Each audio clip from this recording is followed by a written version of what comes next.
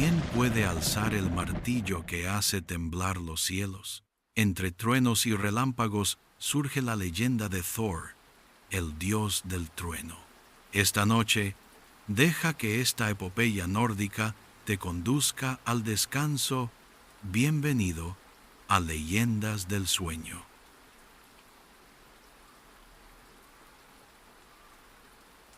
Capítulo 1. El reino de los dioses y los hombres. Parte 1. El Yggdrasil, el árbol del mundo.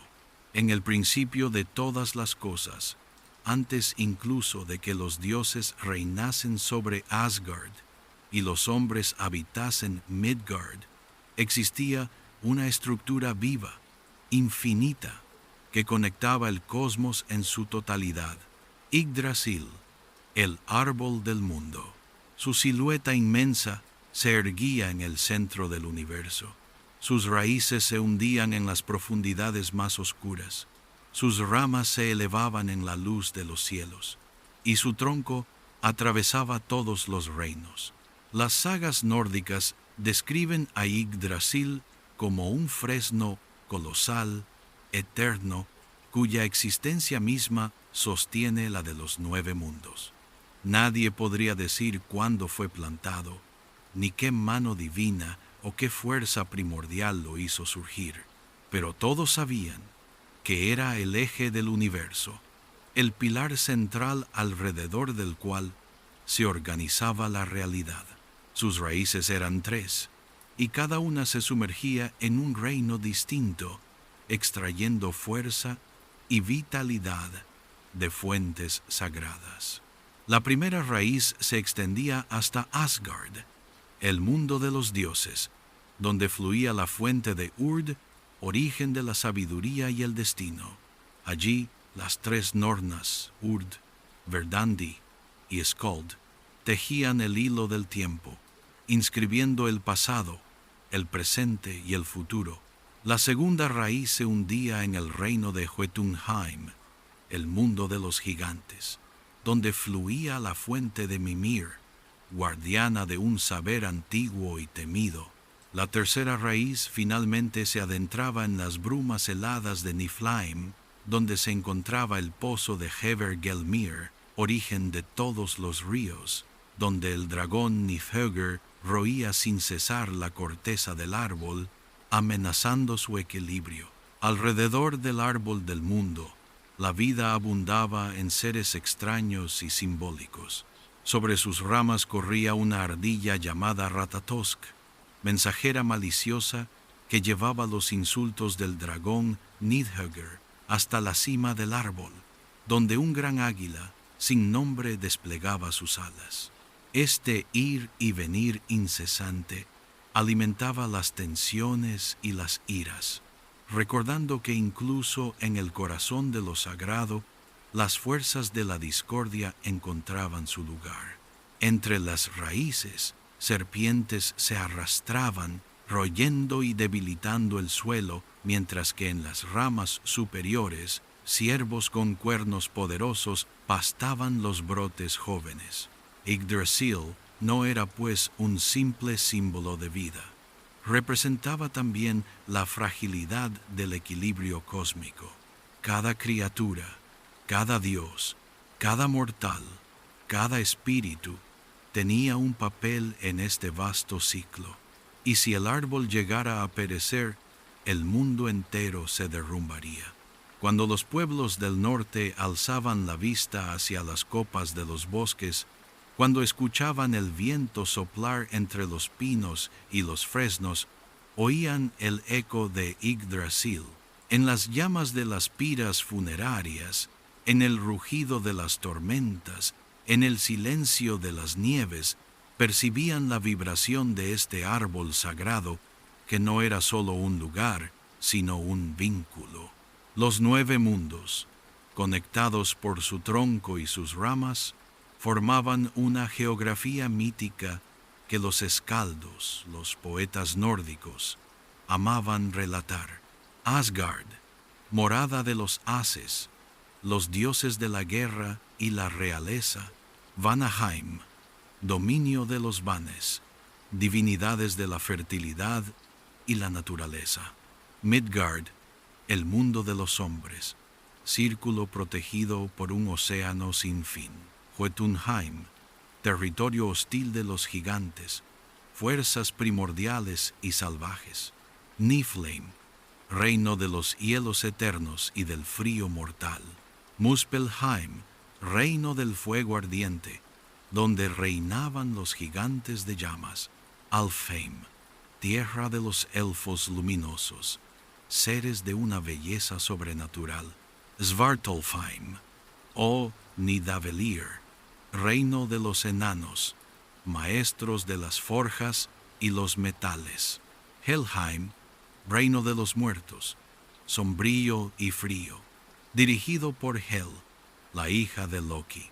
Estos mundos no estaban separados por simples distancias, estaban conectados por puentes, portales y sobre todo por el propio Yggdrasil, que servía como columna vertebral del cosmos.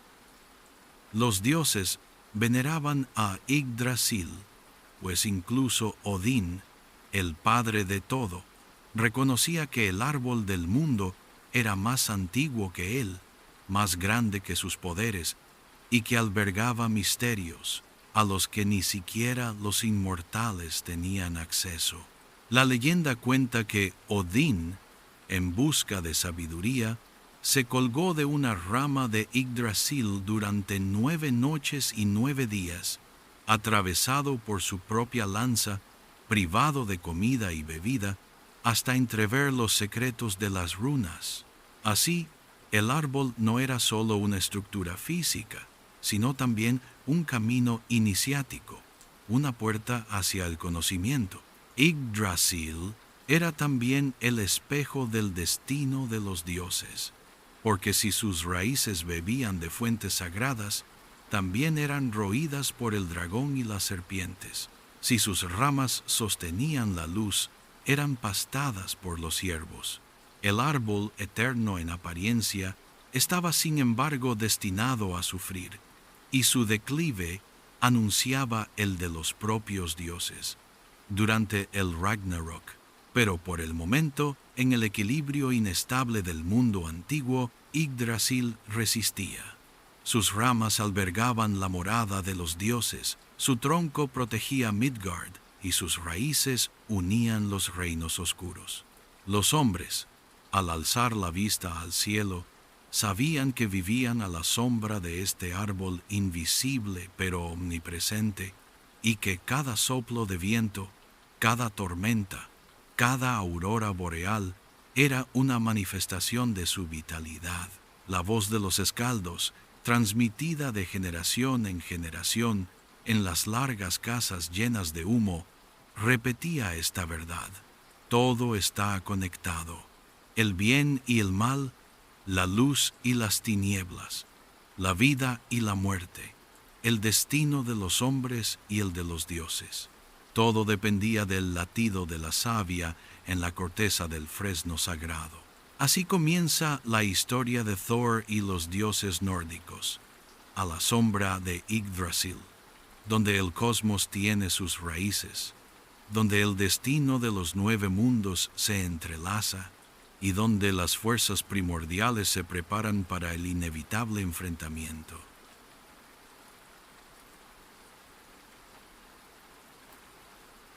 Parte 2. Asgard y el panteón nórdico. En la cima del universo, encaramado en las altas ramas de Yggdrasil, se extendía Asgard, la morada de los dioses nórdicos, ciudad celeste y fortaleza inexpugnable. Asgard brillaba con sus murallas de oro y piedra, atravesadas por portales de luz que la aislaban de los reinos inferiores. Para los hombres, este lugar no era solo una región mítica, representaba el ideal inalcanzable, la sede del poder divino, el reflejo de lo que la fuerza, la sabiduría y la gloria podían encarnar. Asgard estaba conectado a Midgard, el mundo de los hombres, por un puente llameante, Bifrost, el arco iris ardiente. Este camino centellante, custodiado por el dios Heimdall, se erguía como una promesa y una barrera. Promesa, porque unía a los hombres con los dioses. Barrera, porque ningún mortal podía cruzarlo sin ser invitado. Sobre este puente llameante, los dioses cabalgaban sus corceles celestes para unirse a los campos de batalla u observar el mundo de los humanos. En su centro se encontraba Valhalla, el palacio de Odín, una inmensa sala con techos dorados, donde 1000 escudos formaban la bóveda y donde los braseros eternos iluminaban banquetes infinitos. Allí, los guerreros muertos con valentía, los Einherjar, continuaban su lucha heroica, enfrentándose durante el día para endurecerse, festejando por la noche junto a los dioses en espera del Ragnarok. Valhalla no era solo una recompensa, era una preparación para la última batalla, una escuela de valor eterno. Pero Asgard no se limitaba a Valhalla. Otros palacios y moradas majestuosas se alzaban allí, cada uno dedicado a una divinidad. Bilskirnir, la morada de Thor, vasta y sólida, con 540 habitaciones, albergando al dios del trueno y su familia. Folkvangri, los campos de Freyja, diosa del amor y la guerra, que también acogía a los guerreros caídos en combate, compartiendo así la gloria de Odín. Gladheim, sala de consejos donde los dioses se reunían para juzgar, decidir y arbitrar conflictos. Breidablik, morada de Balder, el dios luminoso, símbolo de pureza y bondad.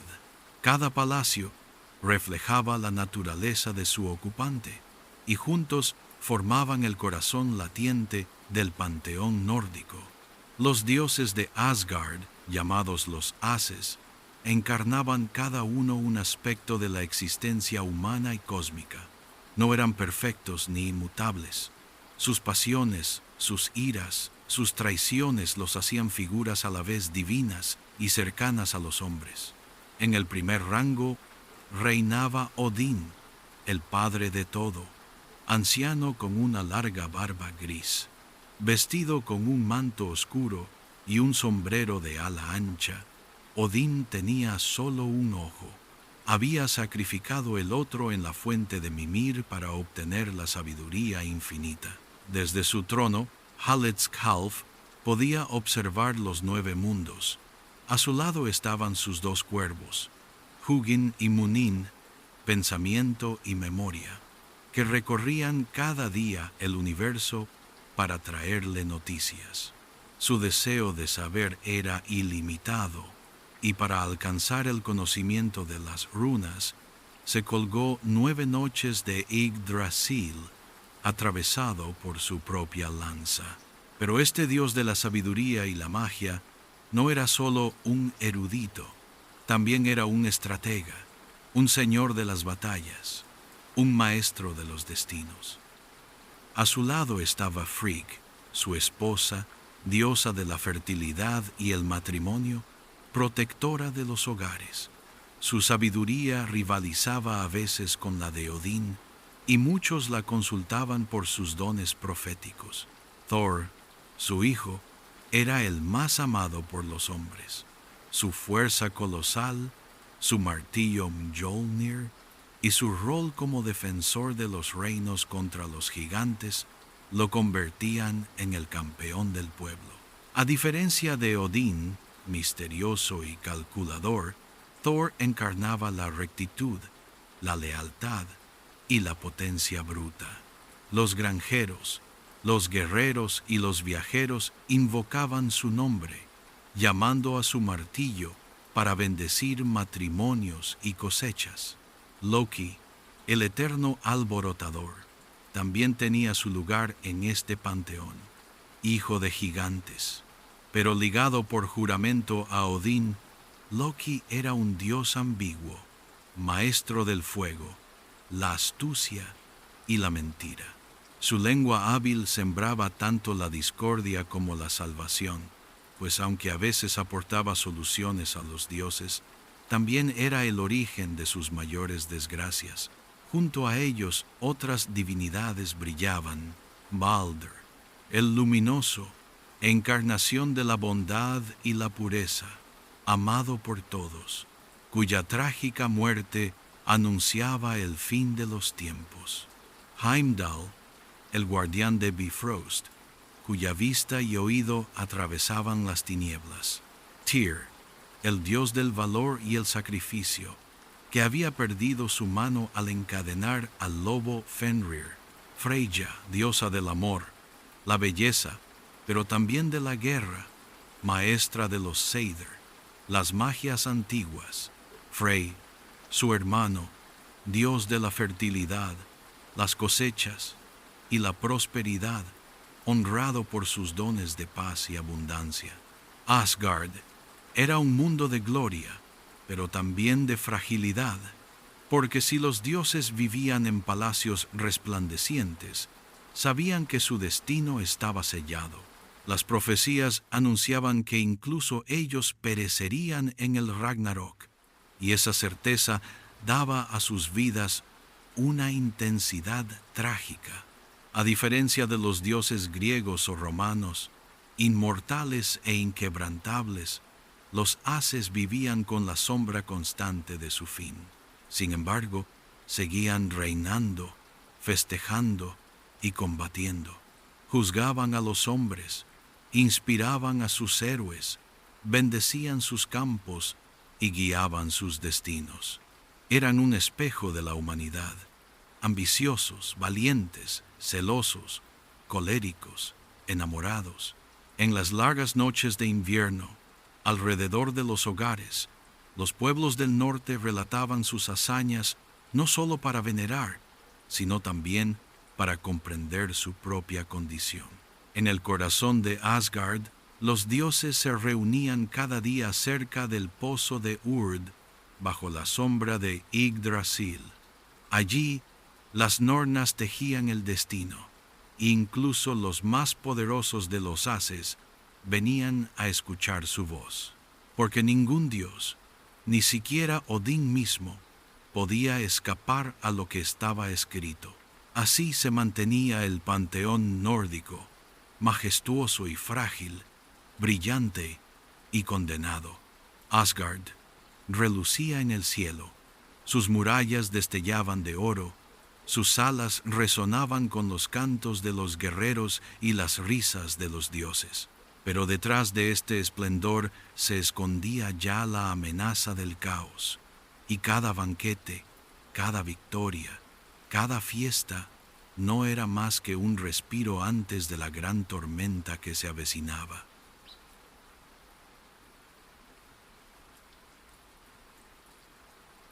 Parte 3. Midgard y los hombres.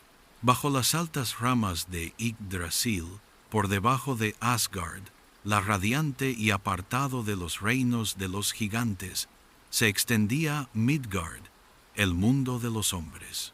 Para los dioses, Midgard era solo un círculo frágil, protegido por fronteras naturales y por la vigilancia de los haces. Para los hombres, en cambio, representaba la totalidad de la existencia, el suelo que cultivaban, los mares que navegaban, los cielos que observaban con temor y admiración. El término Midgard significaba literalmente el cercado del medio. Los antiguos contaban que en el principio los dioses habían moldeado este mundo a partir del cuerpo del gigante primordial Ymir. Su carne se convirtió en la tierra, su sangre formó los océanos, sus huesos se transformaron en montañas, sus cabellos en bosques, y su cráneo inmenso fue elevado para formar la bóveda celeste. Así, Midgard era a la vez un mundo habitado y una cicatriz cósmica, el testimonio de la primera victoria de los dioses contra el caos primordial. Pero este mundo no estaba aislado. Estaba rodeado por el océano y protegido por una barrera invisible, erigida por los haces para proteger a los hombres de las criaturas hostiles. Más allá de este océano, vivía el gigantesco Jormungandr, hijo de Loki y Angrboda. Este monstruo marino, que rodeaba Midgard con todo su cuerpo, aguardaba su hora. Los hombres veían en cada tormenta, en cada ola desatada, la manifestación de sus movimientos. Dentro de este círculo protector, la vida humana se organizaba en torno a ciclos de trabajo, guerra y fe. Los pueblos del norte creían que sus existencias, tan cortas y frágiles, estaban sostenidas por fuerzas invisibles, divinidades benévolas o crueles. Vivían en un mundo de bosques oscuros, fiordos profundos, mares helados y cielos cambiantes, donde cada elemento parecía animado por una potencia divina. Los hombres de Midgard rendían un culto ferviente a los dioses de Asgard. Thor, sobre todo, era el protector al que invocaban contra los gigantes y los espíritus malignos. Sus relámpagos, retumbando en el cielo, eran interpretados como el fragor de su martillo Mjolnir, golpeando a sus enemigos. En los pueblos, los granjeros grababan a veces el signo del martillo en sus puertas o sus campos, para atraer la fertilidad y alejar las desgracias. Odín, por su parte, era honrado por los reyes y los jefes de guerra, que veían en él la encarnación de la astucia, la estrategia y el destino. Los sacrificios humanos, raros pero reales, a veces le eran ofrecidos antes de una batalla, para que concediera la victoria y acogiera a los guerreros caídos en Valhalla. Freyja y Frey eran invocados para las cosechas, la fertilidad de los campos y la prosperidad de los hogares. Hel, sombría soberana del reino de los muertos, inspiraba un temor silencioso, pues muchos, al no morir en el campo de batalla, se unían a sus llanuras heladas. La vida religiosa de Midgard no se limitaba a las oraciones. Se traducía en rituales y fiestas estacionales que marcaban el ritmo del año. En el solsticio de invierno, los hombres celebraban el Hol, la fiesta del renuevo y los ancestros, de la cual aún deriva la palabra Yule. En primavera, invocaban a los Vanes para que los campos verdezaran. En otoño, a veces sacrificaban animales para agradecer a los dioses por las cosechas. Cada acto de la vida, matrimonio, nacimiento, partida a la guerra, iba acompañado de ofrendas y fórmulas rituales. Los escaldos, poetas y narradores jugaban un papel esencial. En las grandes salas iluminadas por las llamas de los hogares, recitaban las epopeyas de los dioses y los héroes. Su palabra daba vida a los relatos míticos, conectando a los hombres con el universo sagrado. Las historias de Odín, Thor, Loki y las demás divinidades no eran fábulas lejanas. Servían como modelos, advertencias, espejos.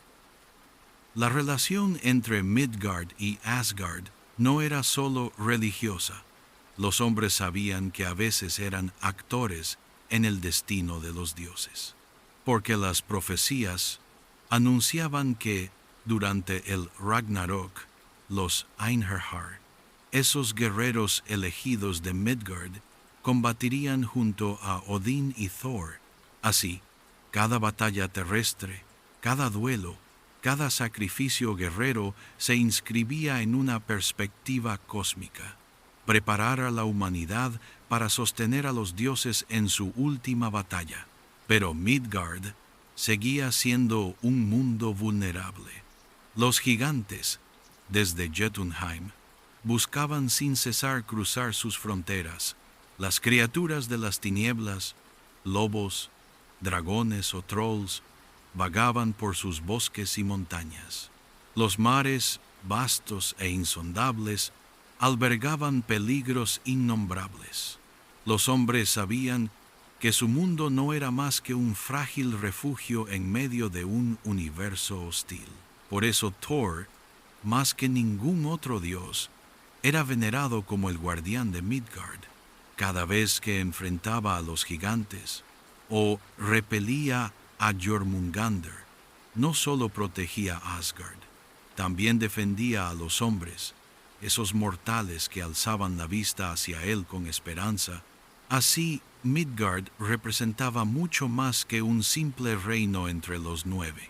Era el campo de la experiencia humana, la escena donde se desarrollaba la tragedia cotidiana de las vidas breves, pero también el lugar donde se preparaba el futuro cósmico.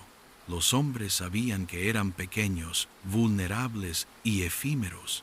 Sin embargo, también sabían que estaban ligados a los dioses por el destino, en el viento helado que barría los fiordos, en el rugido de las tormentas, en las llamas de las piras funerarias, percibían la presencia de Asgard, y en sus cantos, sus rituales, sus sacrificios, respondían a ese llamado, manteniendo vivo el vínculo entre Midgard y el mundo divino. Midgard y Asgard, dos reinos separados, pero unidos por Bifrost, por las oraciones, por el destino. Entre ellos, la humanidad vivía su existencia frágil, consciente de que cada paso, cada aliento, cada acto no era más que una nota en la vasta sinfonía del cosmos, cuyo eje era Yggdrasil y cuyo protector era Thor. Así concluía el primer capítulo de esta historia.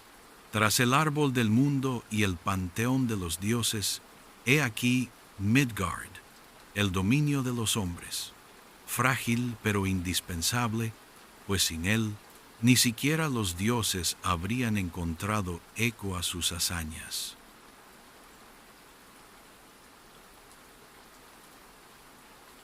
Capítulo 2.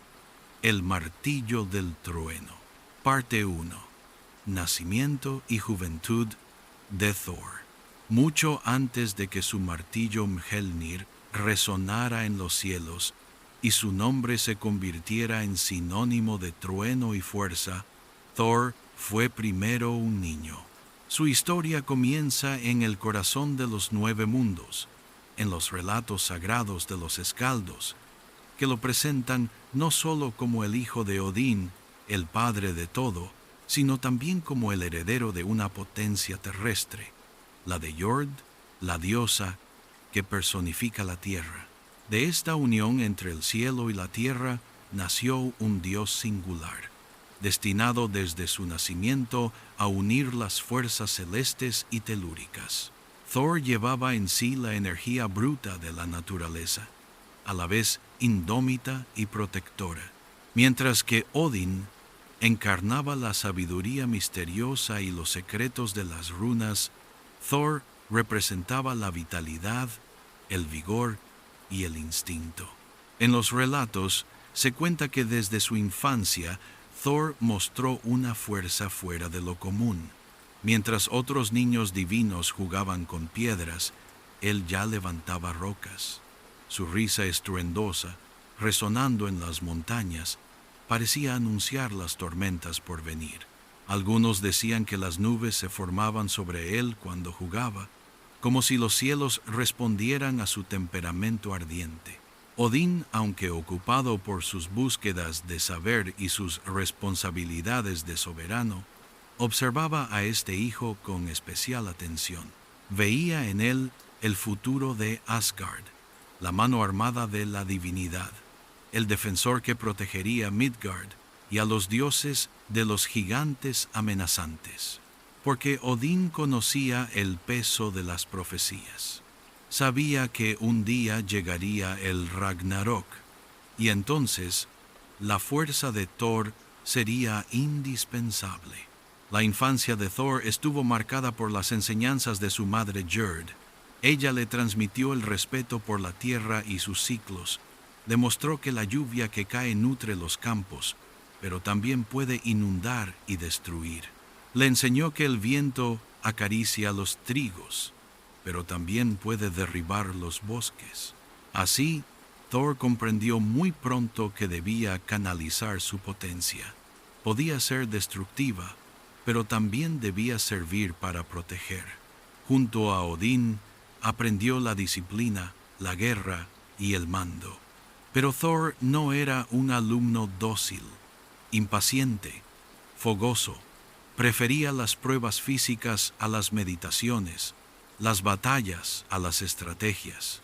Mientras su padre buscaba la astucia y la previsión, Thor elegía la acción directa. Ya entonces nacía una tensión sutil entre ellos. Odín encarnaba la sabiduría, Thor la fuerza. Dos polos complementarios, pero a veces opuestos.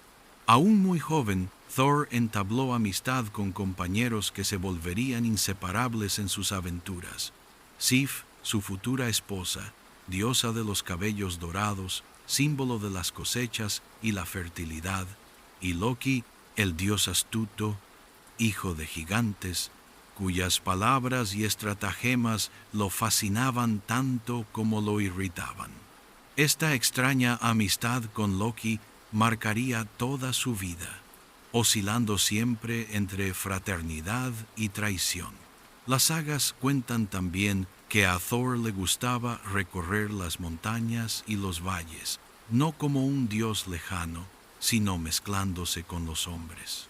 Bebía en sus banquetes, reía con sus historias. A veces los ayudaba a luchar contra monstruos o a bendecir sus campos. Para los pueblos del norte, Thor no era un dios distante, era cercano, familiar, el protector que casi podían sentir caminando a su lado en las tormentas. Su juventud estuvo también marcada por las primeras confrontaciones con los gigantes.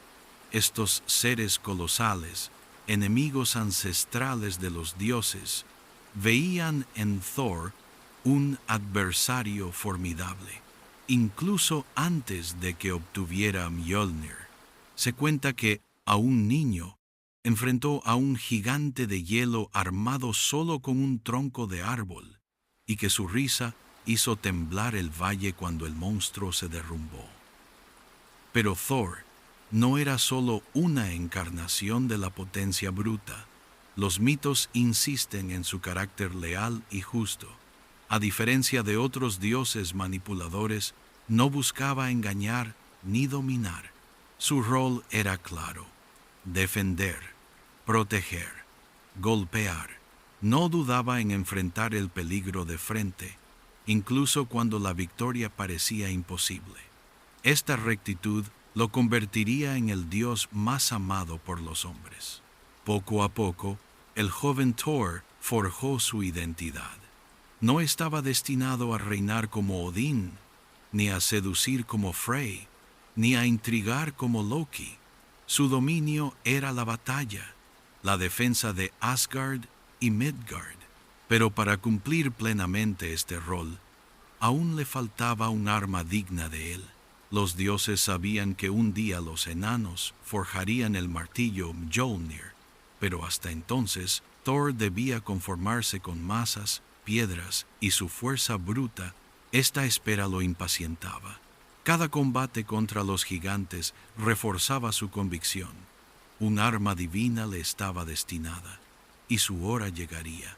Mientras tanto, se entrenaba sin descanso, desafiando a sus compañeros, levantando montañas de piedras, cruzando ríos helados, siempre en busca de pruebas que superar. La juventud de Thor fue, pues, una preparación, un despertar. Aprendió la potencia de la tierra junto a su madre, la disciplina y la guerra junto a su padre, la cercanía con los hombres en sus viajes, la astucia y las trampas junto a Loki. Todo lo que lo convertiría en el dios del trueno ya estaba allí, en Hermen, y sin embargo aún le faltaba recibir el instrumento de su destino, Mjolnir, el martillo sagrado, el arma que haría temblar los cielos y sellaría su rol de protector. Pero antes de ese momento, Thor debía aún crecer, probar sus fuerzas y aprender que incluso un dios no escapa a la prueba del destino.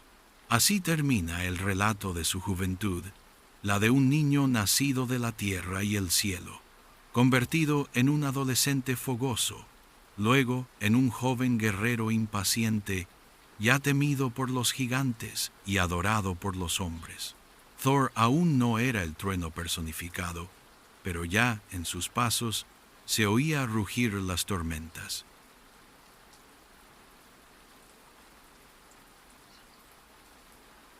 Parte 2. Mjolnir, el arma sagrada. Ningún símbolo está más estrechamente asociado a Thor que Mjolnir, el martillo del trueno. Su silueta, simple pero temida, evoca a la vez la fuerza bruta y la protección sagrada. Para los hombres del norte, Mjolnir no era solo el arma de un dios, era un talismán, un signo de bendición, una promesa de justicia. Grabado en amuletos, colgado al cuello de guerreros y granjeros, reproducido en la madera de los barcos y las casas, encarnaba el vínculo más directo entre los dioses y los mortales. La leyenda cuenta que Mjolnir fue forjado por los enanos, maestros de los metales y los encantamientos subterráneos. Estos artesanos, que vivían en las profundidades de Svartalfheim, poseían un saber inigualable. Fue Loki, una vez más, quien provocó la creación del martillo. Un día, por malicia, Loki cortó los magníficos cabellos dorados de Sif, la esposa de Thor. Thor, enfurecido, amenazó con romperle el cuerpo al bromista si no reparaba el daño. Para salvar su pellejo, Loki descendió a las forjas de los enanos y les pidió que crearan tesoros dignos de los dioses. Los hijos de Ivaldi forjaron entonces una nueva cabellera de oro para Sif, un barco mágico llamado Skidbladnir para Frey y una lanza inflexible para Odín. Pero Loki, fiel a su carácter, quiso ir más allá. Desafió a otros dos enanos, Brock y Sindri, a superar estas maravillas. Los enanos aceptaron y encendieron su forja. Mientras trabajaban, Loki intentó distraerlos transformándose en una mosca y picando sin cesar a Brock. A pesar de ello, los enanos produjeron 3 tesoros: un anillo de oro que se multiplicaba infinitamente, un jabalí con colmillos luminosos y finalmente un martillo. Este martillo, llamado Mjolnir, debía ser el arma más poderosa jamás creada. Sin embargo, debido a una de las picaduras de Loki, el arma salió con un mango más corto de lo previsto. Los enanos se disgustaron, pero Thor vio en ello una ventaja. Ese mango compacto le permitiría manejar el arma con una sola mano, con rapidez y potencia. Así nació Mjolnir, el martillo que se convertiría en la extensión de Thor. Su poder era incomparable. Podía aplastar montañas y gigantes, invocar relámpagos, y siempre regresaba a la mano de su amo, sin importar cuán lejos lo lanzara. Su golpe era el rugido de las tormentas, su destello el relámpago que rasgaba el cielo. Pero Mjolnir no era solo un arma destructiva. También tenía una dimensión sagrada y protectora. Con él, Thor bendecía matrimonios, consagraba nacimientos y protegía hogares. El martillo servía tanto para santificar como para aniquilar. Era el símbolo de la fertilidad y la estabilidad, tanto como de la guerra y el trueno. Los hombres del norte llevaban a menudo amuletos en forma de martillo alrededor del cuello, como otros pueblos llevaban la cruz.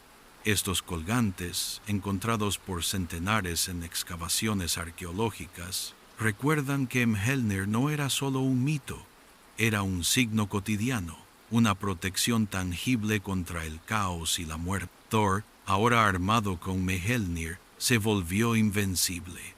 También recibió un cinturón mágico, Megingord, que duplicaba su fuerza ya colosal, y guantes de hierro necesarios para manejar el martillo. Con estos artefactos, encarnaba la potencia divina en su forma más pura. Cada vez que blandía Mjolnir, los cielos se iluminaban, los relámpagos surcaban el horizonte, el trueno resonaba como el tambor de una guerra celeste. Para los hombres, estos fenómenos no eran caprichos del clima, eran la prueba visible de que Thor combatía en algún lugar, en otro plano, para protegerlos de las fuerzas oscuras. Las sagas están llenas de relatos donde Mjolnir juega un papel central. Un día, los gigantes lograron robar el martillo y llevarlo a Jotunheim. Privado de su arma, Thor era vulnerable, y el mundo entero tembló. El gigante Thrym exigió como rescate la mano de Freyja, pero la diosa se negó con desdén.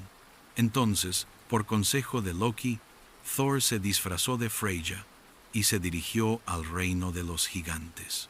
Durante el banquete de boda, cuando Thrym trajo Mjolnir para bendecir la unión, Thor tomó el arma y masacró a sus enemigos en un estallido de furia.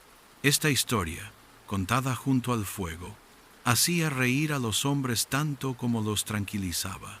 Incluso sin su martillo, Thor siempre terminaba recuperándolo y restableciendo el orden. En otro relato, Mjolnir fue usado no para destruir, sino para bendecir. Durante un matrimonio humano, Thor invocó su martillo para santificar la unión. El gesto simbolizaba la protección de los dioses sobre la familia y la fertilidad de los campos. Así, el martillo se convertía en un instrumento de vida tanto como de muerte. Con el paso de los siglos, Mjolnir se convirtió en un símbolo más vasto que el propio Thor. Representaba la resistencia contra el caos, la herramienta con la que se mantenía el orden divino.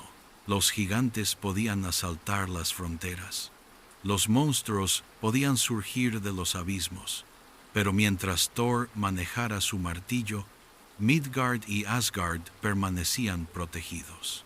Para los hombres, también era un signo de pertenencia.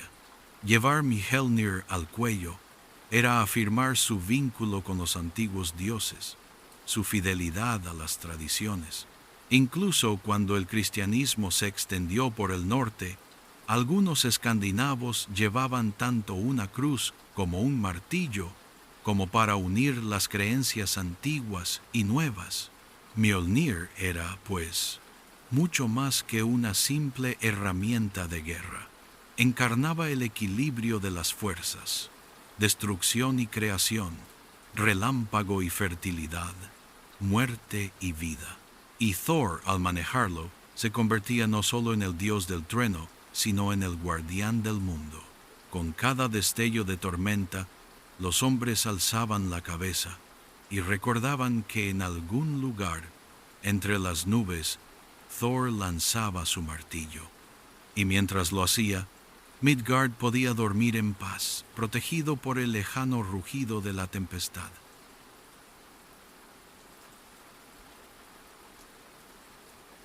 Parte 3. Thor, defensor de Asgard. Desde que recibió su martillo Mjolnir, Thor dejó de ser solo el hijo de Odín y Jord. Se convirtió en el baluarte de Asgard, el protector de Midgard, el campeón de los dioses.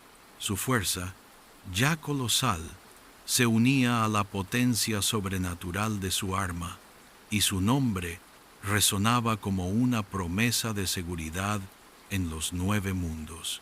Los enemigos de los dioses, los gigantes, siempre habían codiciado Asgard.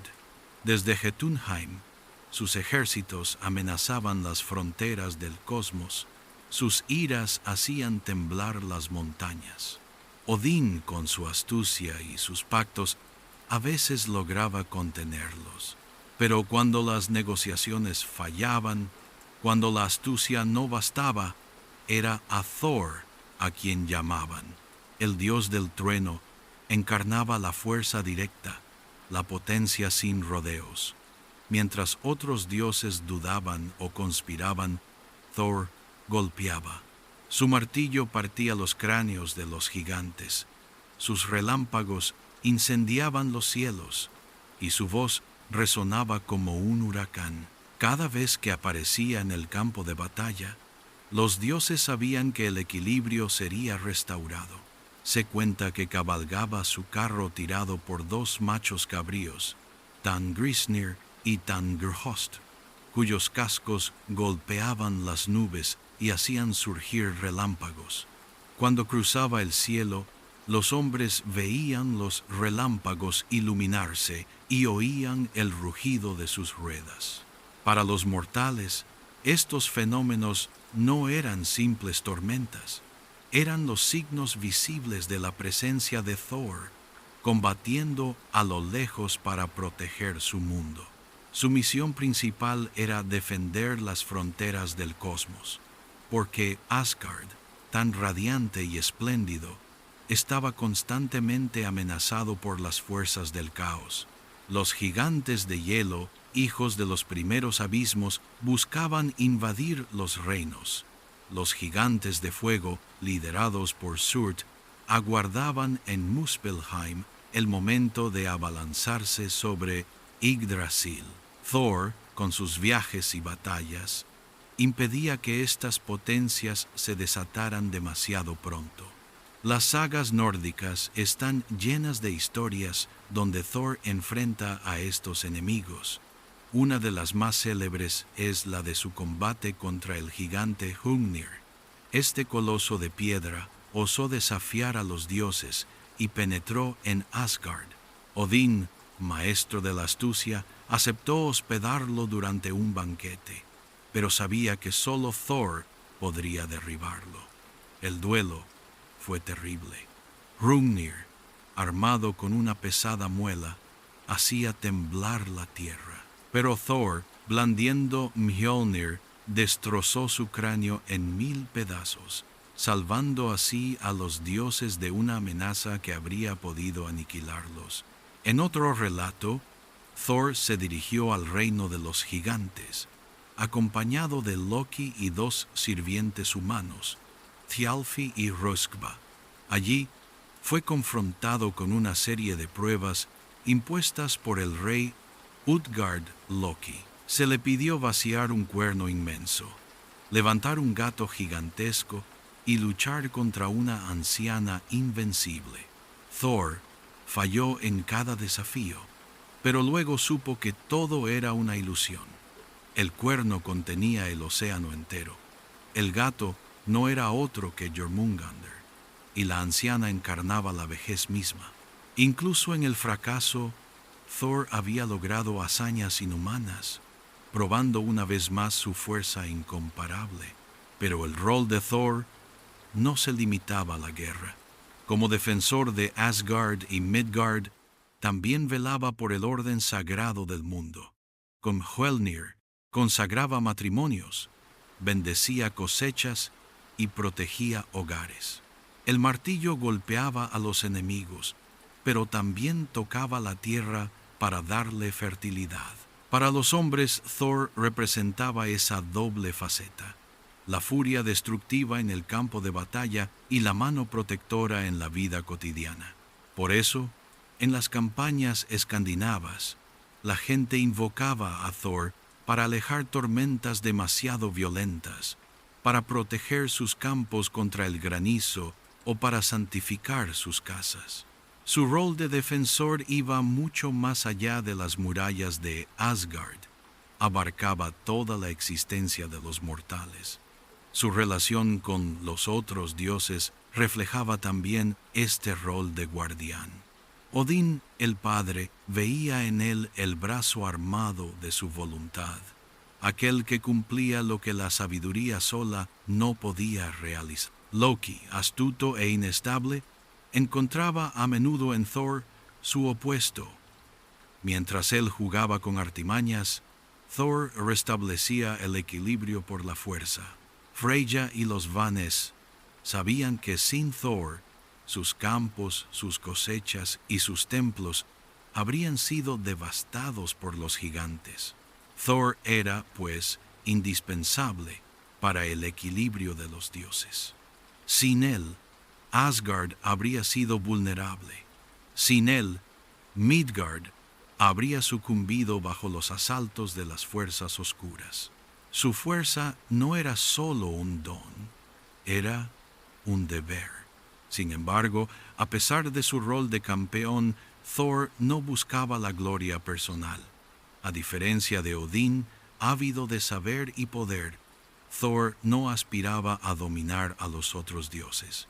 Era un servidor del orden, una fuerza al servicio de la comunidad divina y humana. Esta humildad contribuyó a su inmensa popularidad entre los hombres. Mientras que otros dioses podían parecer lejanos, misteriosos o temibles, Thor aparecía como un protector fiel, siempre listo para combatir por ellos. Los hombres del norte sabían que Thor no podía detener el destino. Sabían que, durante el Ragnarok, enfrentaría a Jormungandr, el serpiente mundo, y que caería envenenado por su veneno. Pero también sabían que no retrocedería. Hasta el último instante, protegería Asgard, Midgard y el orden de los mundos. Y quizás ahí radica la verdadera esencia de Thor, no un dios invencible, sino un dios dispuesto a sacrificarse, a luchar sin descanso, incluso contra un desenlace inevitable. En él, los hombres encontraban su propia condición, frágiles ante el destino, pero capaces de valor, lealtad y lucha hasta el final. Así se mantenía Thor, defensor de Asgard, guardián de Midgard, protector de los hombres. Cada relámpago, cada golpe de trueno recordaba su presencia, y mientras su voz rugía en los cielos, los pueblos podían creer que el orden aún resistía y que los dioses velaban.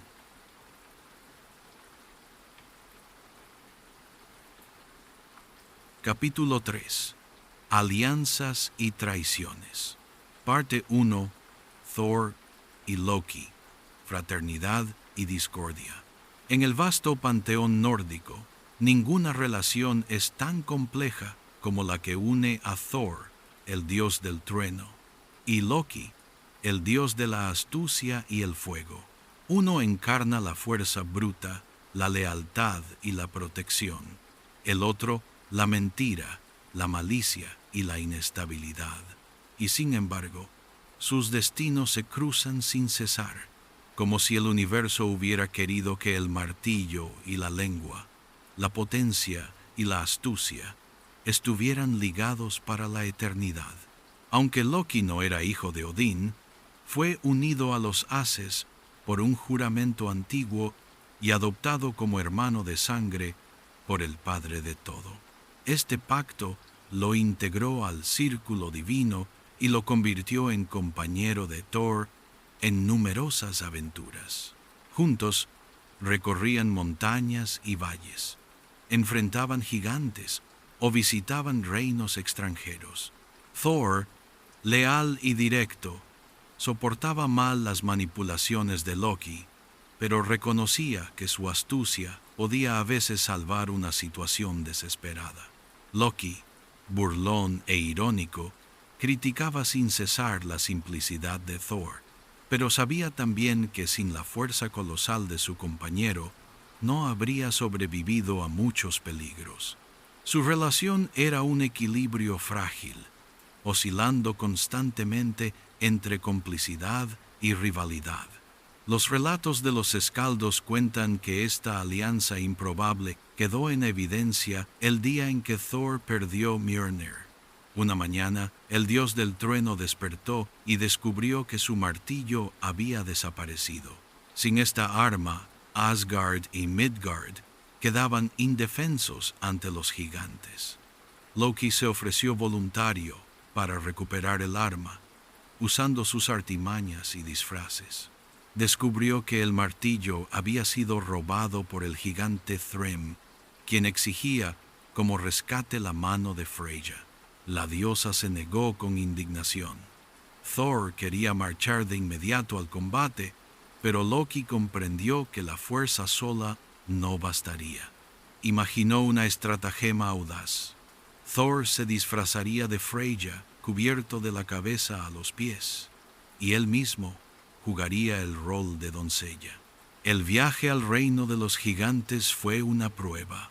Thor hervía de ira bajo sus atavíos femeninos, mientras que Loki, divertido, se burlaba de su aire feroz. Durante el banquete, Thor devoró cuartos de buey y vació toneles enteros de cerveza, suscitando el asombro de los anfitriones. Loki, hábil con las palabras, explicaba que la novia no había comido desde hacía días, tan impaciente estaba por su boda. Cuando Thrym trajo Mjolnir para bendecir la unión, Thor tomó el arma y masacró a los gigantes en un estruendo de trueno. Así, la fuerza y la astucia, unidas a pesar de sí mismas, salvaron una vez más a Asgard. Este relato, repetido cientos de veces en los hogares nórdicos, ilustra perfectamente su dualidad. Thor aporta la potencia, Loki la astucia.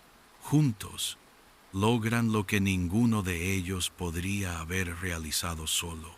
Pero detrás de esta complementariedad se escondía siempre una desconfianza latente.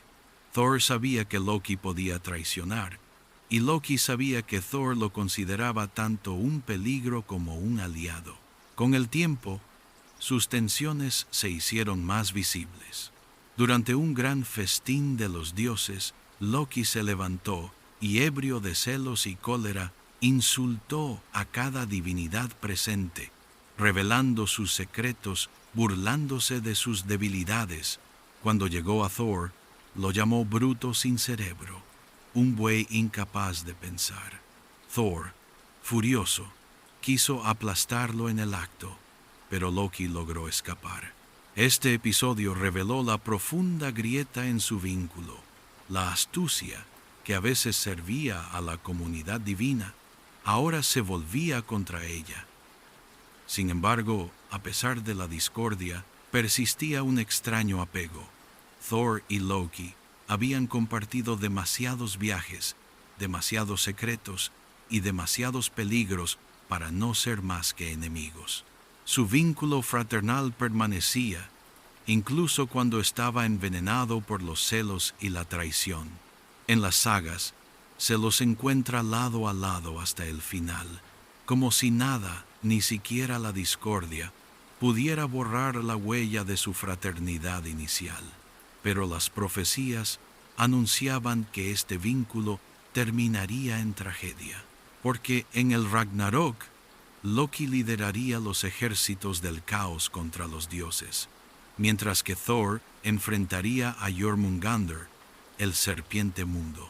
La fraternidad se transformaría entonces en una oposición última, y la alianza en una ruptura definitiva. Este destino, conocido por todos, daba a su relación una tensión permanente, como una amistad condenada a romperse en la tempestad final. Los hombres del norte escuchaban estos relatos con fascinación, pues veían en ellos un reflejo de su propia condición. En cada uno de ellos coexistían la fuerza y la astucia, la lealtad y la tentación de la traición. Thor y Loki no eran solo dos dioses, eran los dos rostros del alma humana. Se reían de sus disputas, temblaban ante sus traiciones, pero también se reconocían en su contradicción. Así, su historia se convertía en una parábola. La fuerza y la astucia deben a veces caminar juntas, pero siempre terminan enfrentándose. Thor y Loki encarnaban esta verdad universal. y mientras sus nombres fueran pronunciados, su extraña alianza seguiría intrigando, entreteniendo y advirtiendo, recordando que incluso los dioses no están a salvo de la fragilidad de los vínculos ni de la incierta frontera entre fraternidad y discordia.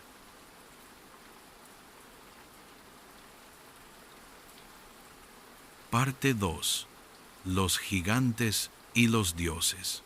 Desde el alba de los tiempos, la historia de los dioses nórdicos no puede contarse sin la de los gigantes.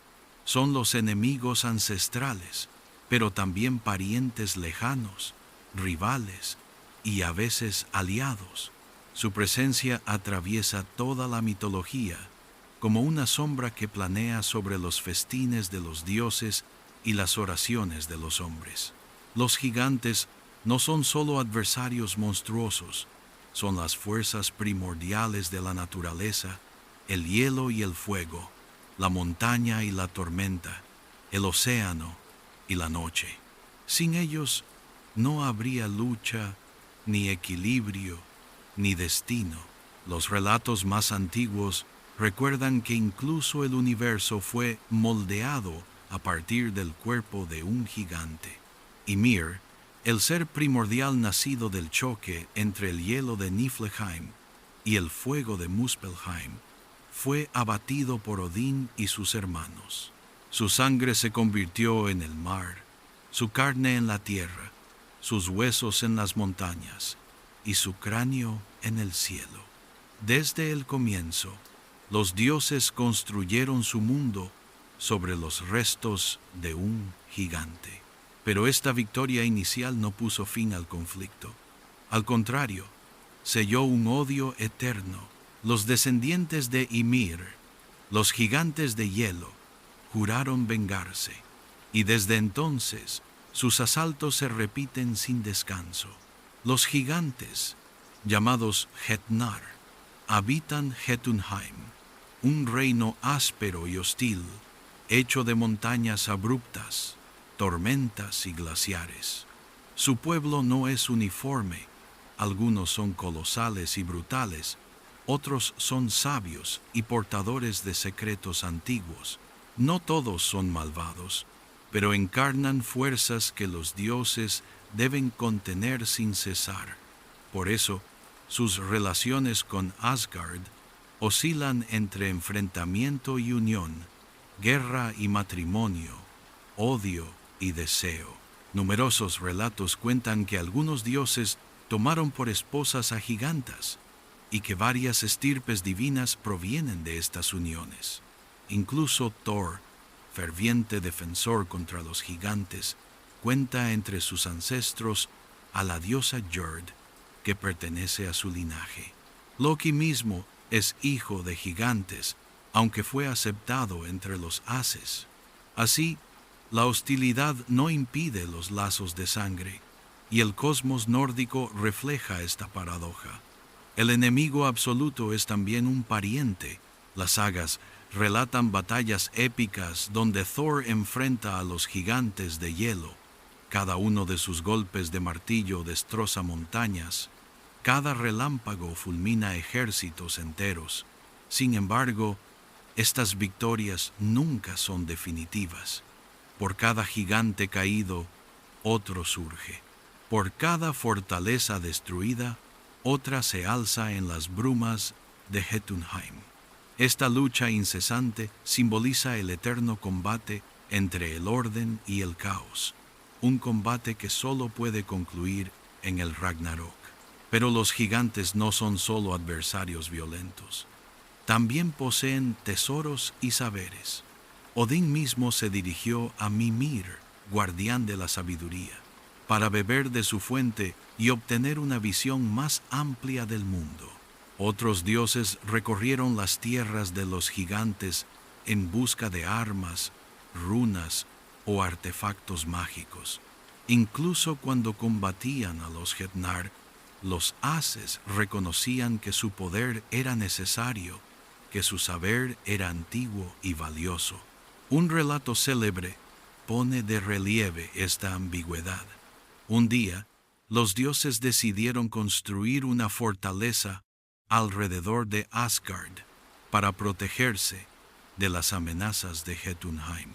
Un misterioso constructor se presentó y propuso erigir murallas invencibles en un tiempo récord. A cambio, exigió la mano de Freyja, así como el sol y la luna. Los dioses dudaron, pero Loki, con su astucia, los convenció de aceptar, seguro de que el gigante fracasaría. Pero éste, ayudado por un caballo prodigioso, avanzaba tan rápido que el trato corría el riesgo de cumplirse. Los dioses se volvieron entonces hacia Loki para que reparara su error. Él se transformó en yegua, distrajo al caballo del constructor, y éste, traicionado, reveló su verdadera naturaleza de gigante. Thor lo abatió con su martillo. Así, los dioses obtuvieron sus murallas, pero al precio de un engaño, y de esa astucia nació Sleipnir, el caballo de 8 patas de Odín, fruto extraño de la unión de Loki con el animal desviado. Este relato muestra cuán indispensables y amenazantes son los gigantes, ligados a los dioses por intrigas tan complejas como violentas. Para los hombres del norte, los gigantes representaban el peligro constante que pesa sobre el mundo. En cada tormenta, en cada avalancha, en cada ola desatada, veían la sombra de los Hetnar. Pero esas mismas fuerzas también traían fertilidad y vida. Las lluvias, surgidas de los combates celestes, alimentaban los campos. Las montañas, nacidas de los huesos de Ymir, ofrecían sus minerales. Así incluso los hombres reconocían que el enemigo no era solo destructor, sino también necesario. Los dioses, a pesar de su poder, sabían que nunca eliminarían totalmente a los gigantes, porque éstos encarnaban fuerzas demasiado antiguas, demasiado esenciales. Eran los hijos del caos primordial, y mientras el mundo existiera, su presencia sería inevitable. El equilibrio cósmico descansaba en esta lucha sin fin. Y sin embargo, las profecías anunciaban que llegaría un día en que los gigantes cruzarían definitivamente las fronteras. En el Ragnarok, Surt y sus llamas devastarían el mundo, mientras los gigantes de hielo aplastarían los muros de Asgard. Ese día, Thor y los dioses se alzarían una última vez contra sus enemigos ancestrales. Será el enfrentamiento final, la conclusión de un odio tan antiguo como el universo. En las largas casas del norte, los hombres escuchaban estos relatos con una mezcla de miedo y admiración. Sabían que sus propias vidas eran similares, luchas incesantes contra el frío, el hambre, las tormentas. Los gigantes personificaban esos peligros, y Thor, con su martillo, representaba la esperanza de que el orden prevaleciera aún, aunque solo fuera por un tiempo. Pero todos sabían que ninguna victoria era eterna. Como los dioses, vivían en un equilibrio frágil, conscientes de que el invierno, la noche o la muerte siempre regresarían. Así, la historia de los gigantes y los dioses no es solo la de un combate, es la de una coexistencia forzada entre el orden y el caos, entre la creación y la destrucción. Thor puede golpear sin descanso, Odín puede usar su astucia y pactar, Loki puede engañar y desviar, pero nunca Asgard está totalmente a salvo. El mundo de los dioses existe solo porque los gigantes también existen, y su lucha eterna es la respiración misma del cosmos.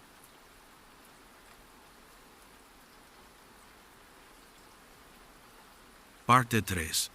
La muerte de Balder. Entre todos los dioses de Asgard, nadie era tan amado como Balder. el hijo de Odín y Frigg. Se decía de él que era la luz encarnada, la pureza y la bondad hechas carne. Donde aparecía, la tristeza se disipaba, las disputas se apaciguaban y los corazones se abrían. Su sonrisa recordaba al sol tras la tormenta, y su mirada inspiraba confianza incluso a los guerreros más feroces. Los hombres invocaban su nombre con la esperanza de conocer días felices, y hasta los dioses, a menudo dados a rivalidades y enojos, lo honraban sin celos. Pero la sombra siempre acecha donde brilla la luz.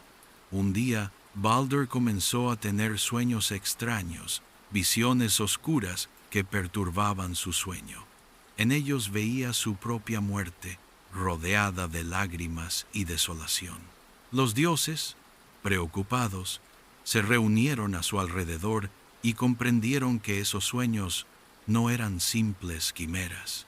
En los 9 mundos, las visiones de los dioses siempre anuncian un destino.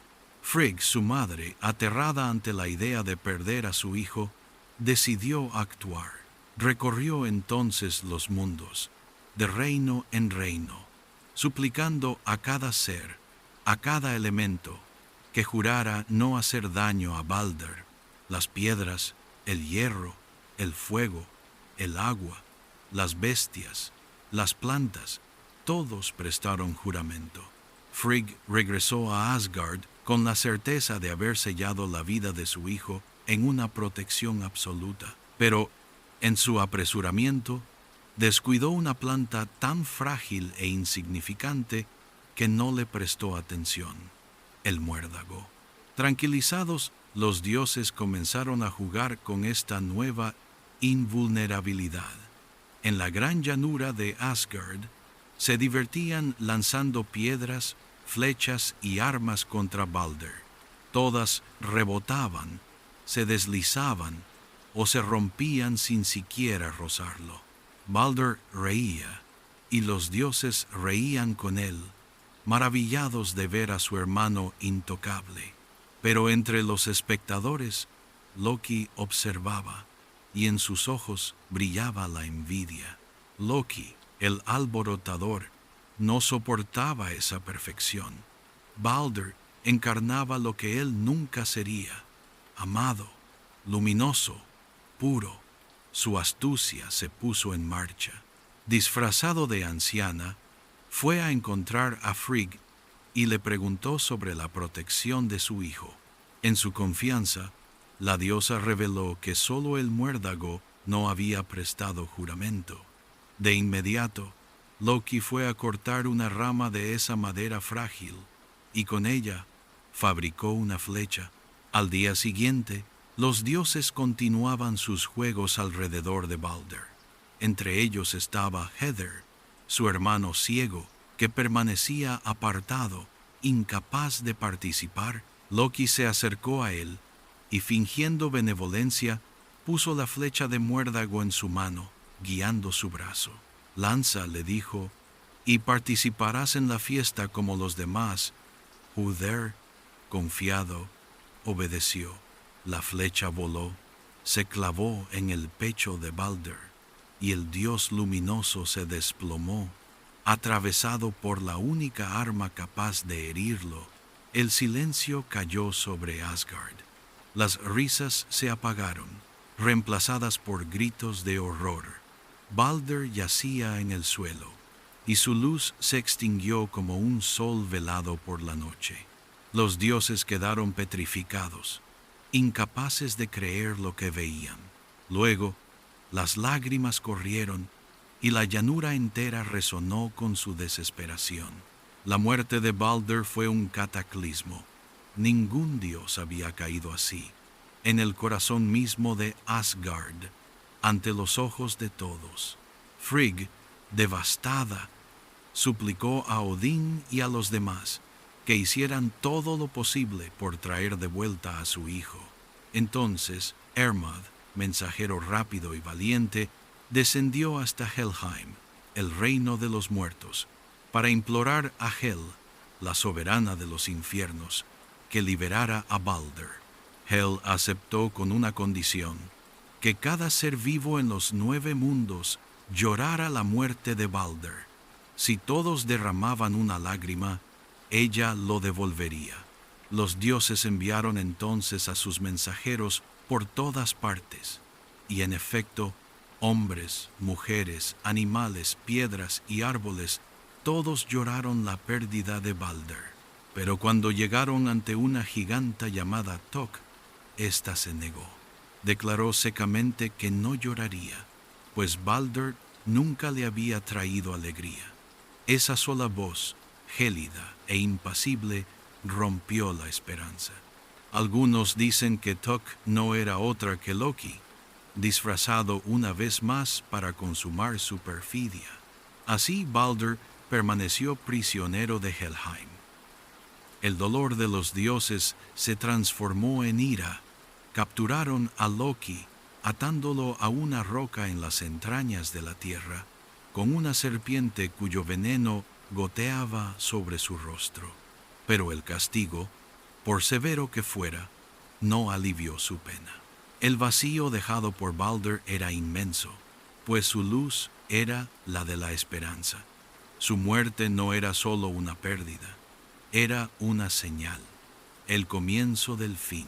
Las profecías anunciaban desde hacía mucho que la caída de Balder marcaría el inicio del Ragnarok, porque sin él la luz se debilitaba y los dioses sabían que la sombra avanzaba.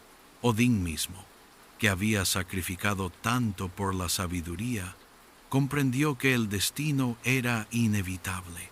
Los hijos de Balder, Höder y Vali se alzarían un día para vengar a su hermano, pero nada podría revertir el curso del tiempo. Para los hombres del norte, esta historia resonaba con una intensidad particular. Les recordaba que incluso los más puros, los más amados, no están a salvo del destino. Les mostraba que los celos y la traición pueden destruir lo que la fuerza y la sabiduría creían proteger. La muerte de Balder era el espejo de su propia condición. La belleza y la alegría son frágiles y siempre están amenazadas por la envidia y la sombra. En las largas noches de invierno se narraba esta tragedia en silencio, con las llamas de los hogares proyectando sombras vacilantes. Los oyentes sabían que este relato no era solo una historia divina, sino una verdad universal. La luz no dura eternamente. Incluso en el corazón del esplendor, la muerte puede golpear. Así, la caída de Balder marcó un punto de inflexión. Ya no era solo una rivalidad entre dioses y gigantes, una lucha por el equilibrio del cosmos. Era ahora una tragedia íntima, una herida en el corazón mismo de Asgard. Y en esa herida se anunciaba el fragor por venir, cuando los dioses, privados de su hijo luminoso, marcharían hacia su destino final.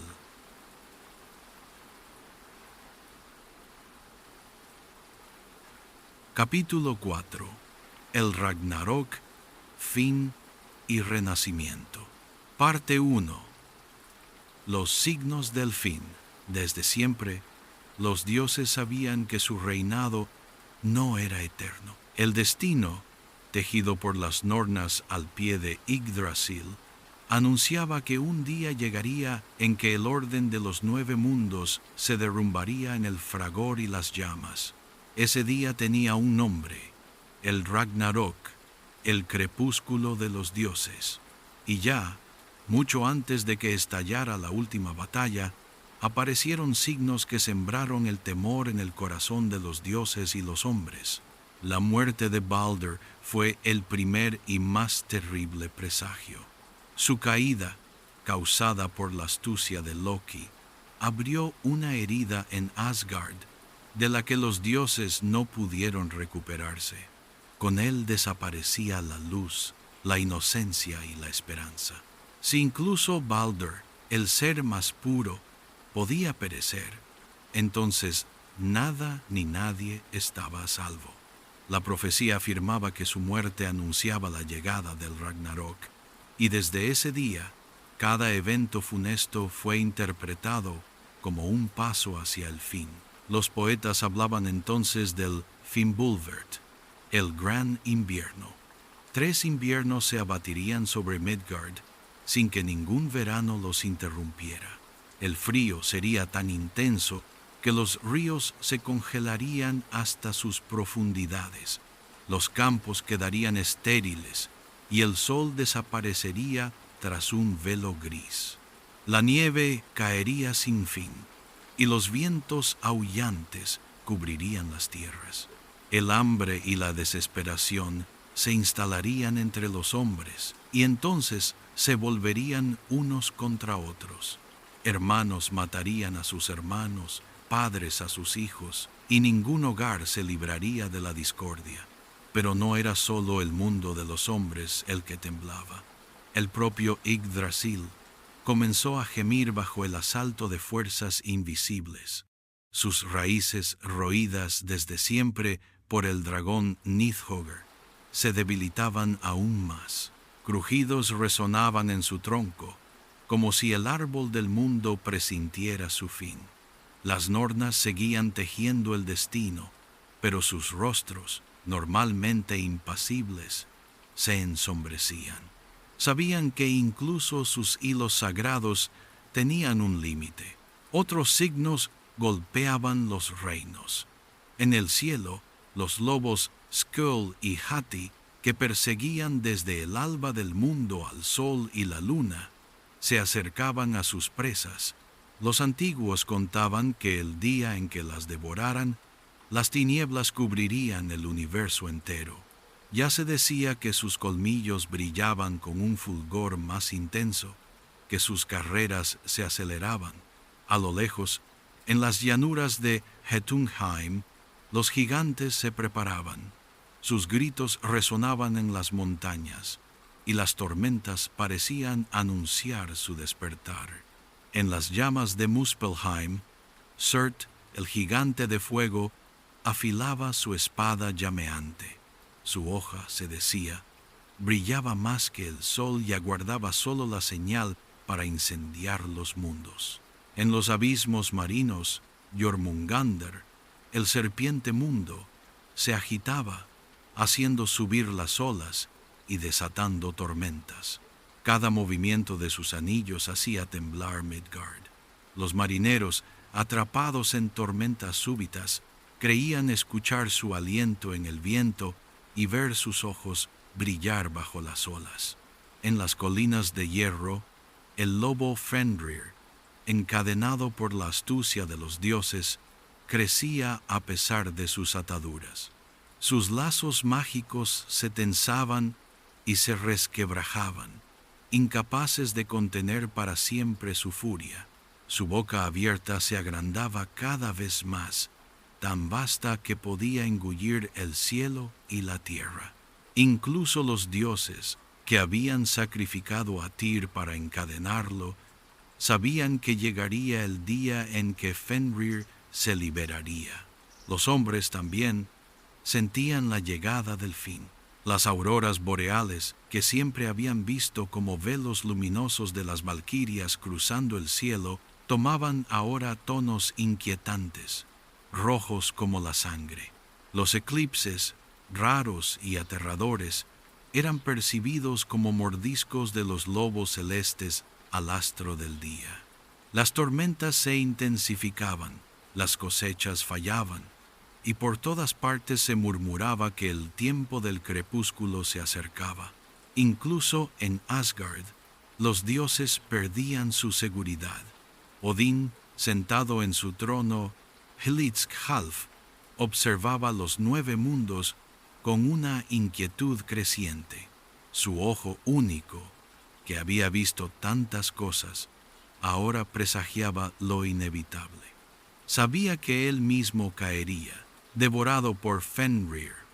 Thor, a pesar de su fuerza y su martillo, sabía que el veneno de Jormungandr pondría fin a su vida. Las profecías eran claras, y ningún dios podía cambiarlas.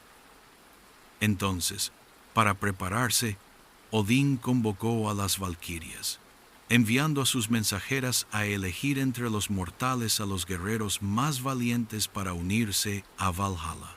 Los Einherjar, reunidos en la gran sala, combatían cada día para perfeccionar sus técnicas, festejaban cada noche para recuperar fuerzas y aguardaban el llamado de la última batalla.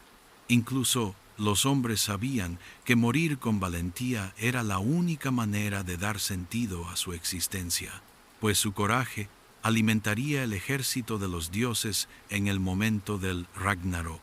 Así, los signos del fin se acumulaban. La luz se apagaba con Balder. El invierno eterno se acercaba. Los lobos celestes acechaban al sol, y la luna, los monstruos retenidos por cadenas frágiles, se debatían con rabia, y los gigantes afilaban sus armas.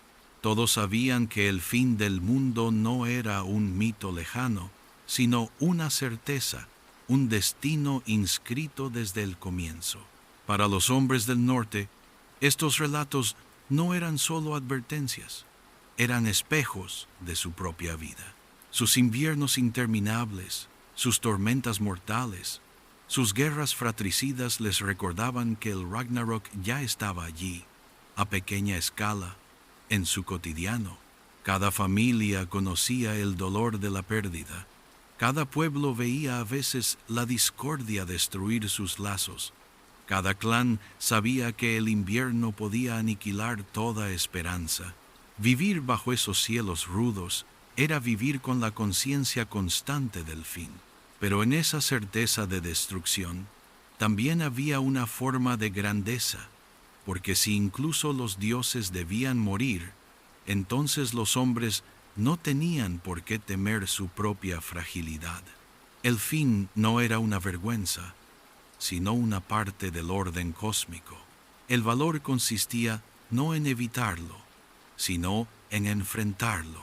Así, los signos del fin no sumían solo a los dioses y los hombres en el miedo, los llamaban a la preparación, al honor y a la dignidad.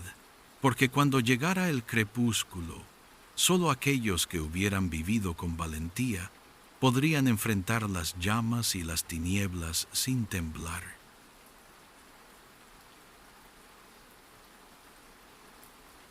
Parte 2. El último combate de Thor. Cuando los signos del fin se transformaron en realidad, los 9 mundos se hundieron en el caos. Los lobos celestes devoraron el sol y la luna, y las tinieblas cubrieron el cielo.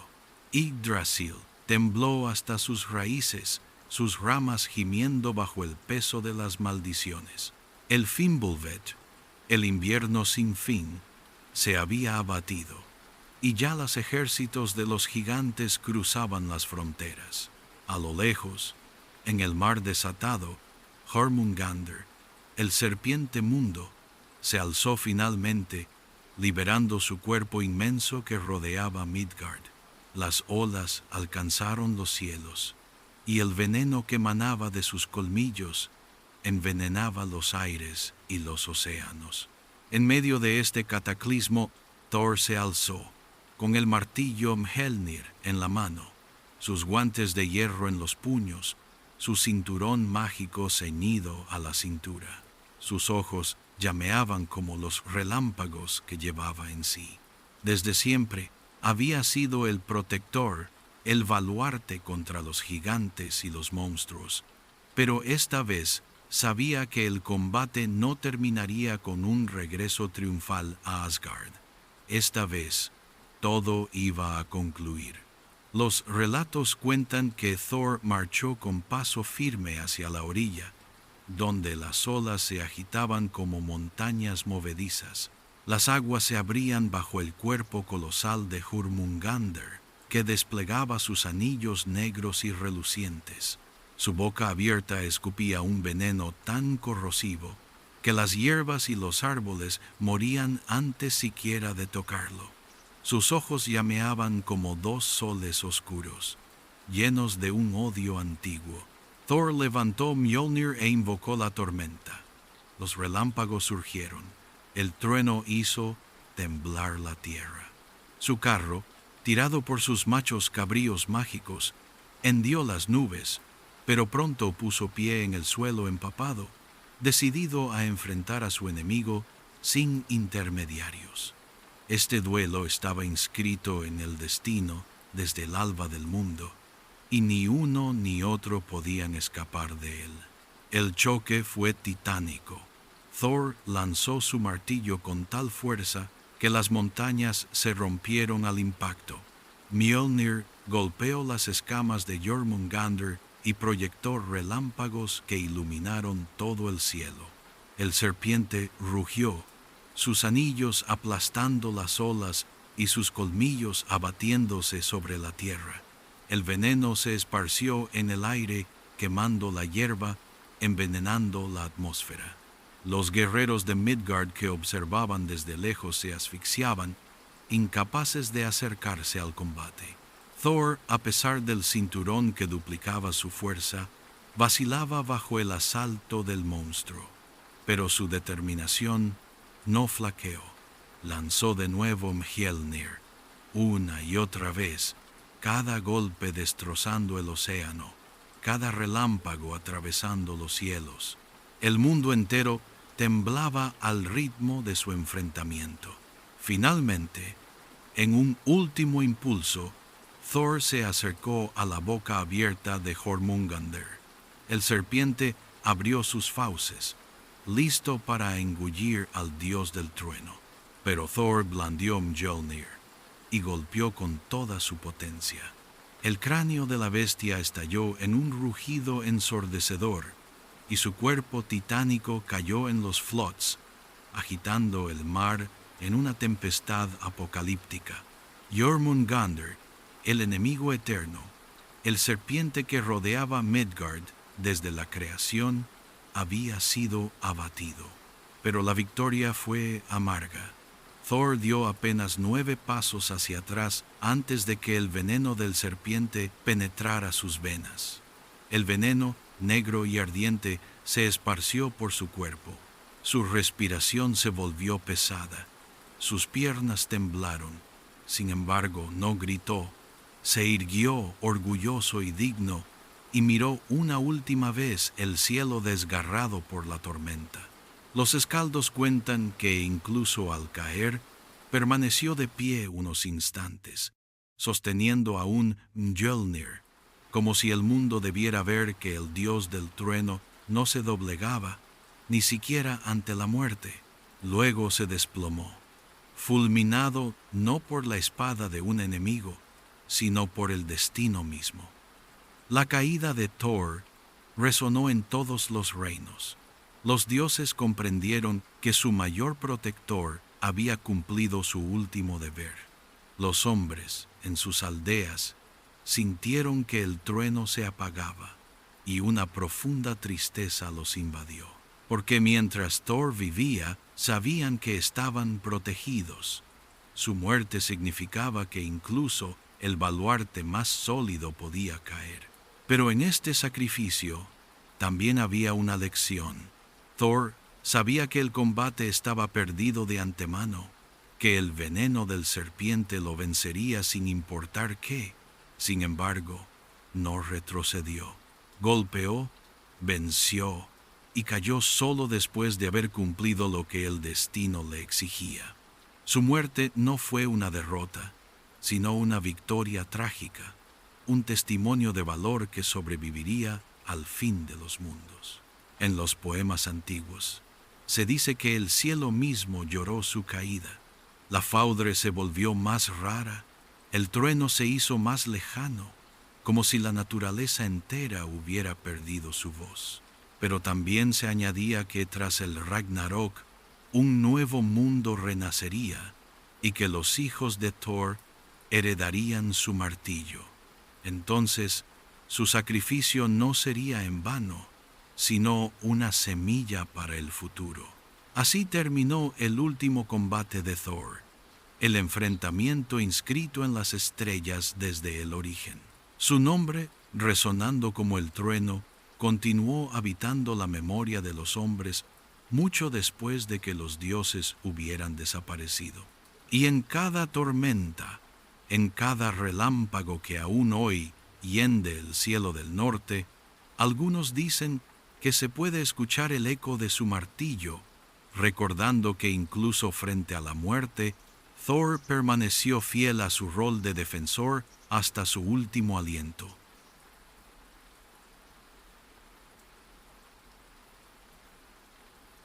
Parte 3. Un mundo después de los dioses. Cuando la batalla del Ragnarok llegó a su fin, solo quedaron ruinas, llamas y silencio. Los ejércitos de los dioses y los gigantes se habían despedazado mutuamente, y los cadáveres de los monstruos yacían esparcidos por las llanuras engullidas por las olas. Asgard, antaño resplandeciente, no era más que un recuerdo consumido. Los palacios dorados se habían derrumbado, Valhalla había desaparecido en las llamas, y los fragmentos de los escudos de los Einherjar flotaban en la superficie de las aguas negras. El sol había sido devorado, la luna se había apagado, y las estrellas caían una a una en el abismo. Sin embargo, de este caos nació un silencio extraño, un soplo de espera, porque el fin no era solo destrucción, llevaba en sí la promesa de un renacimiento. En las profundidades, el mar que cubría Midgard comenzó a retirarse. Las llamas que habían consumido los bosques se extinguieron, dando paso a una tierra aún humeante pero fértil.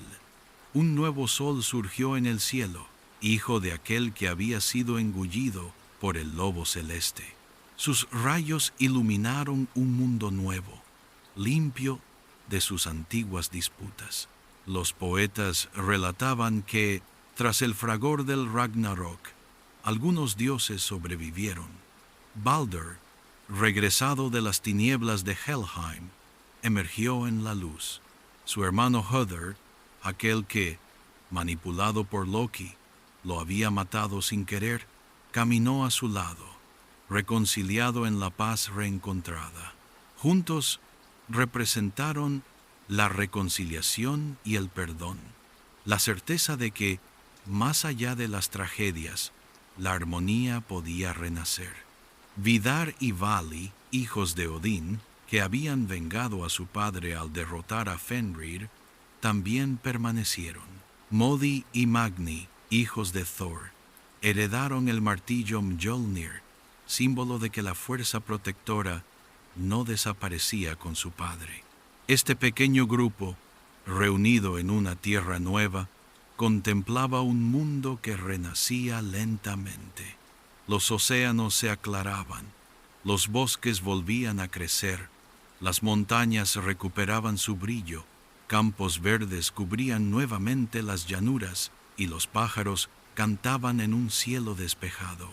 La naturaleza, indiferente a las querellas de los dioses, retomaba su aliento, pero el renacimiento no concernía solo a las divinidades. En un bosque profundo, escondidos del cataclismo, dos seres humanos habían sobrevivido. Lif y Lifthrasir se habían refugiado en el hueco de un árbol, viviendo de rocío y silencio, mientras el mundo ardía a su alrededor. Cuando las llamas se apagaron y el nuevo sol se alzó, salieron de su refugio y contemplaron la tierra purificada. Estos dos seres estaban destinados a repoblar Midgard, a dar nacimiento a una nueva humanidad. Así, a pesar del fin de los dioses, los hombres recuperarían su lugar, portadores de memoria y esperanza. El mundo después del Ragnarok no era una copia del anterior. Llevaba las huellas de la destrucción, pero también una nueva inocencia. Sin Odín, sin Thor, sin Loki, los sobrevivientes eran libres de construir un futuro diferente. El ciclo había llegado a su fin y otro comenzaba. No era solo un renacimiento físico, sino también espiritual. Un mundo liberado de sus rencores y deudas, abierto a un nuevo equilibrio. Los escaldos que recitaban estos relatos insistían en el significado simbólico de este renacimiento. La muerte de los dioses, por terrible que fuera, no era un fin definitivo, marcaba un paso, una transformación. Todo en el universo nórdico seguía este ciclo.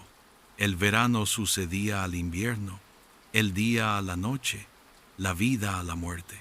El Ragnarok no era más que un invierno cósmico, seguido de una primavera eterna. Para los hombres del norte, este mensaje tenía una resonancia especial. Su vida era dura, marcada por la guerra, el hambre y el frío. Pero saber que incluso tras la peor de las destrucciones un mundo nuevo podía nacer, les daba la fuerza para enfrentar sus propias pruebas. El Ragnarok no era solo una profecía lejana, también era una metáfora de su cotidianidad. Cada pérdida, cada duelo, cada invierno llevaba en sí la promesa de un renacimiento. Así, en el silencio que siguió a la tormenta, el cosmos retomó su aliento. El nuevo sol iluminaba a los sobrevivientes. Balder y Hodor caminaban reconciliados. Modi y Magni blandían Mjolnir. Vidar y Vali encarnaban la justicia y la venganza apaciguada, y Lif y Liftresir soñaban con una nueva humanidad. El universo, purificado por el fuego y el agua, encontraba un equilibrio más sereno. Pero a lo lejos, algunos relatos añaden una nota más sombría. Se dice que Nidhogg, el dragón que había roído Yggdrasil, también sobrevivió, volando sobre el mundo renacido, cargando cadáveres en sus garras, como para recordar que el mal nunca desaparece por completo, que la sombra siempre acompaña a la luz. Incluso en el renacimiento, la vigilancia sigue siendo necesaria. Los hombres que escuchaban estos relatos alrededor de los hogares comprendían entonces que esta visión no era simplemente el fin del mundo, era una lección. Todo se derrumba, todo renace. Los propios dioses no son eternos, pero el ciclo de la vida y la muerte, ese nunca se interrumpe. El Ragnarok no era solo la historia de una caída, sino la de una continuidad, de una resiliencia cósmica. Así se concluye la historia de Thor y los dioses nórdicos. Comienza con el árbol del mundo, Yggdrasil. Se eleva con las hazañas de los dioses. Se oscurece con las traiciones y los presagios. Se enciende en la batalla final y se apacigua, al fin, en el nacimiento de un mundo nuevo.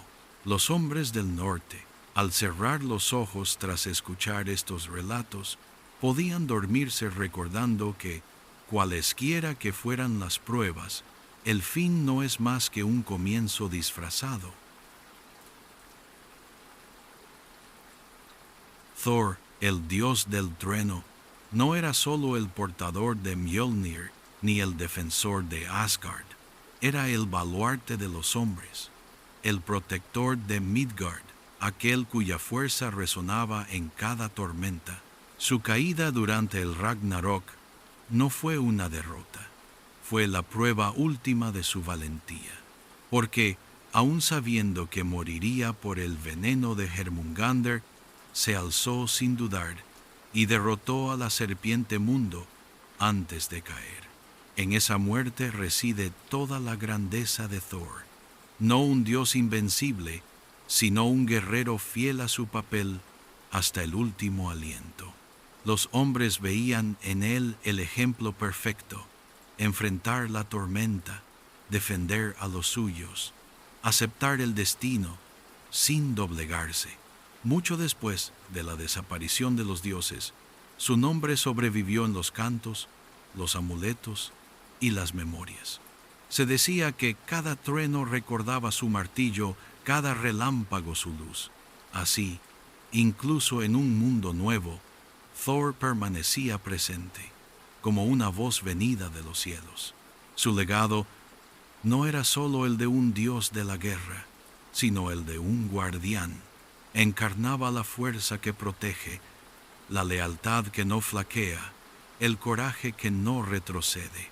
Y mientras los hombres escuchen el rugido de las tormentas, lo recordarán: Thor, el defensor eterno.